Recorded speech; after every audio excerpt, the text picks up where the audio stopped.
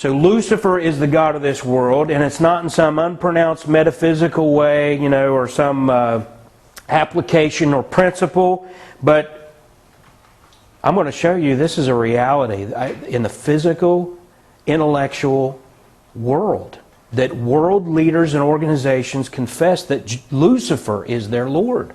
This is from a book written by President Obama's mentor named Saul Alinsky. And Obama says this is the guy who taught him how to become president, and he succeeded. And the book is called Rules for Radicals, and this is how Saul Alinsky dedicates his book. He says, quote, "Lest we forget at least an over-the-shoulder acknowledgement to the very first radical, the first radical known to man who rebelled against the establishment and did it so effectively that he at least won his own kingdom, Lucifer."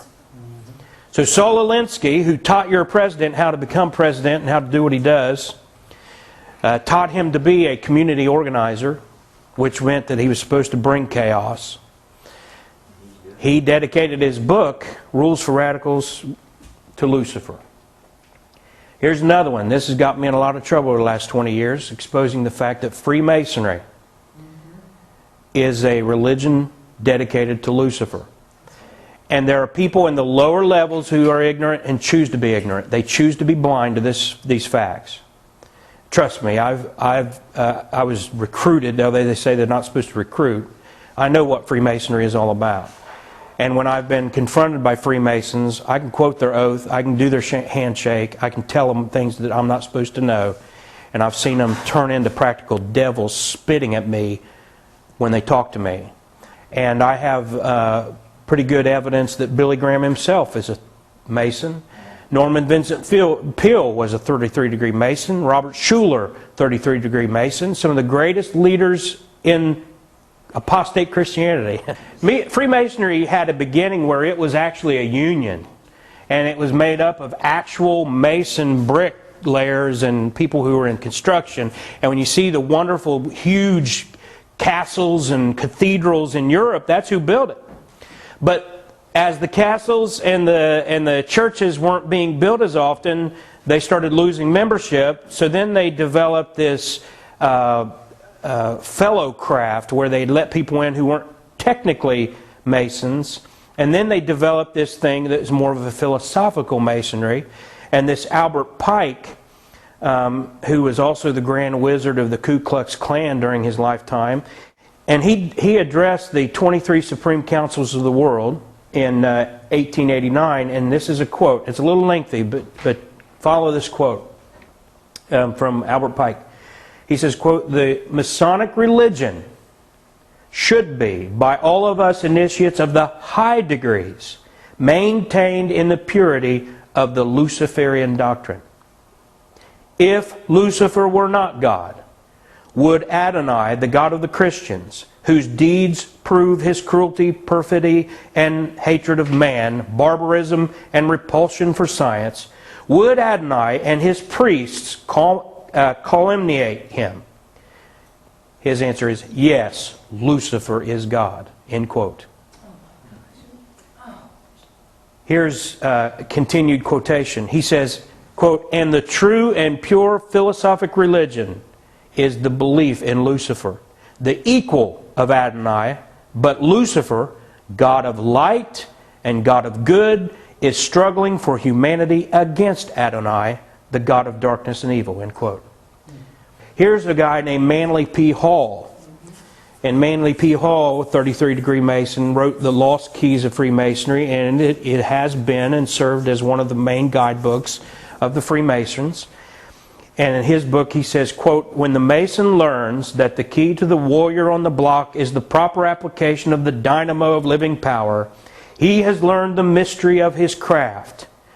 The seething energies of Lucifer are in his hands, and before he may step onward and upward, he must prove his ability to properly apply energy." End quote. This kind of comes together now, because most of your politicians in the two major parties are Freemasons.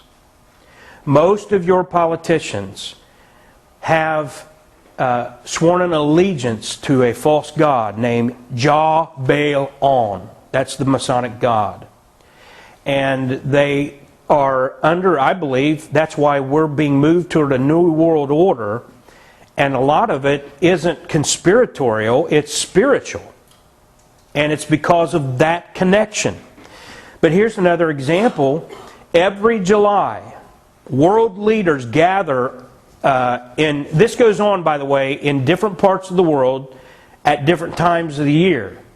But in America, it's in July, and they gather outside of San Francisco, California, in this thing called the Bohemian Grove.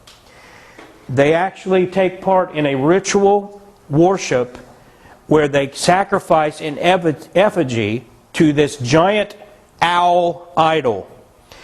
Now, do some homework on what the owl means in occult religion, and you'll be shocked. When you read about Molech in the Old Testament, remember that. Now, who's been involved in this Molech worship? Some of your best friends. Richard Nixon, George H.W. Bush, Ronald Reagan, Dick Cheney, Gerald Ford, Alan Greenspan, Walter Cronkite, Newt Gingrich, Alexander Haig, Jack Kemp, Henry Kissinger, John Major, William F. Buckley Jr., Justin Dart, William Randolph Hearst Jr., who owned a lot of the newspapers and everything, Caspar Weinberger, Charles Percy, George Shultz, Ed Teller, William Casey, Colin Powell, and the list could go on and on. And there have been quotes that I can't even quote in this setting about this Bohemian Grove. This stuff. It is basically, it's all men, and it's a sodomite gathering. This has been videotaped, and they have proven, it's documented, that this Bohemian Grove, they truck in male prostitutes to these gatherings. So they're not only offering sacrifice to Moloch and then leading our country, but it's a whole sodomite thing the whole time they're doing it. Here was a quote about this. The membership list has included every Republican U.S. president since 1923, as well as some Democrats.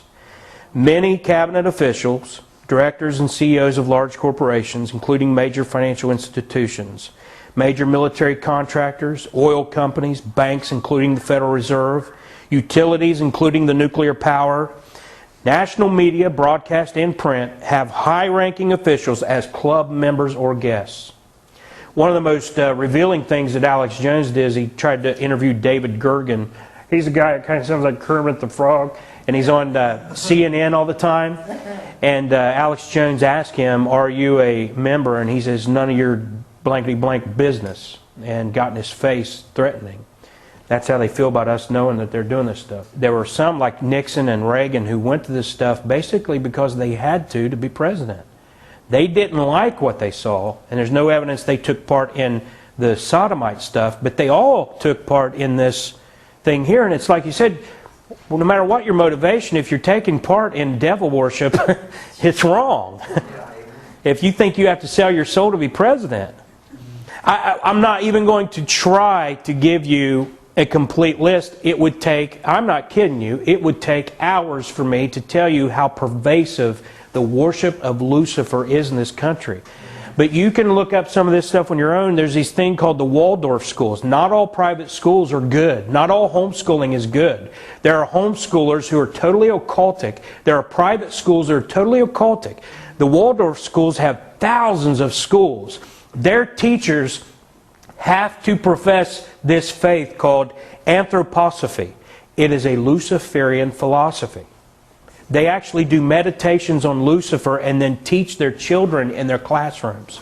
There are literally hundreds of thousands of people in America today who have graduated from the Waldorf schools under that indoctrination. You want to know why we have the president we have today? Here's just some other things to keep an eye out for is this Lucis Trust. They have branches in New York, London, Geneva. They publish the books of Alice Bailey, who is a Luciferian. Her books are being used in schools and everything. They run this thing called the Arcane School. They have 7 campuses around the world. They run a correspondence course that right now, as we speak, several 100,000 people have either graduated or are working their way through, and it's indoctrinating them in the worship of Lucifer.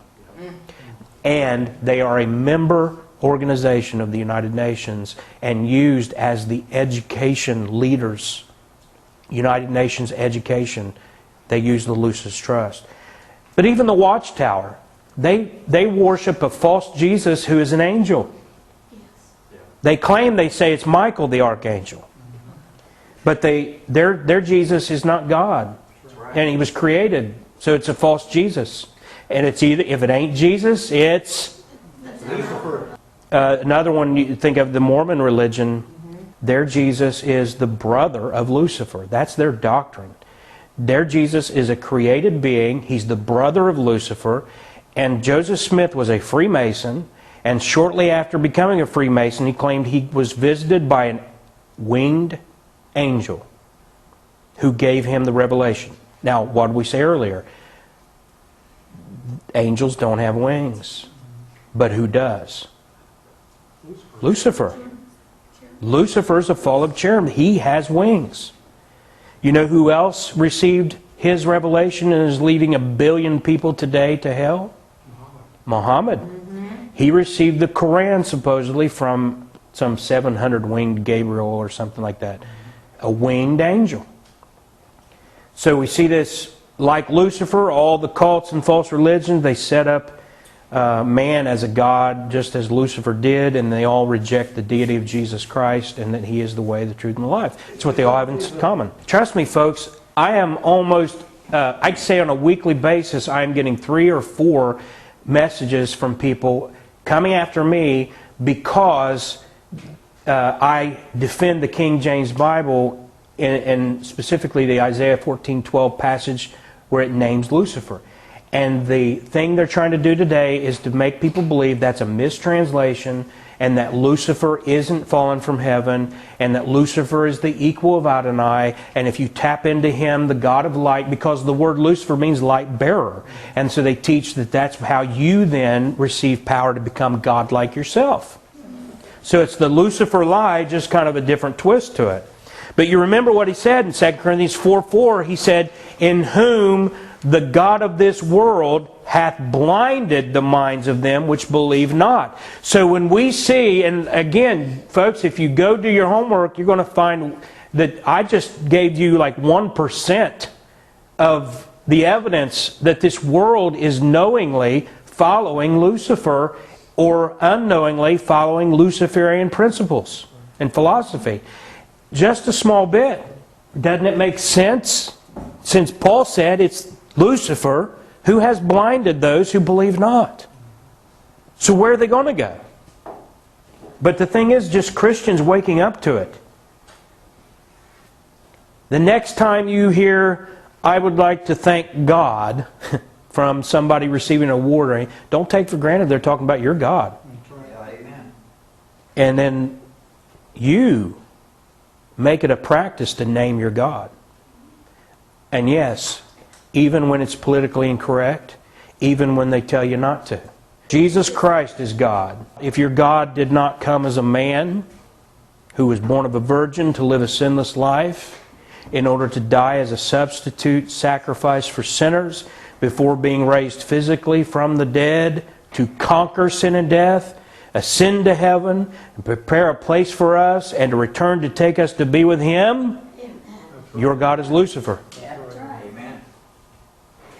That's the only true God. And if that's not your God is Lucifer. Amen. So we can summarize it just saying all counterfeits are Lucifer. That's it. And then verse 4 ends with the words, "Lest the light of the glorious gospel of Christ, who is the image of God, should shine unto them." There's the alternative. Being blinded or being enlightened by the glorious gospel of Christ, who is the image of God, that should shine unto them. And so there you have it. Be sure to visit our website at kjvbiblebelievers.com, where you can find a wealth of MP3 audio message downloads, along with additional videos, articles, and links. This message is brought to you by Bible Believers Fellowship, P.O. Box 662, Worthington, Ohio 43085. I am Greg Miller. Thank you for listening.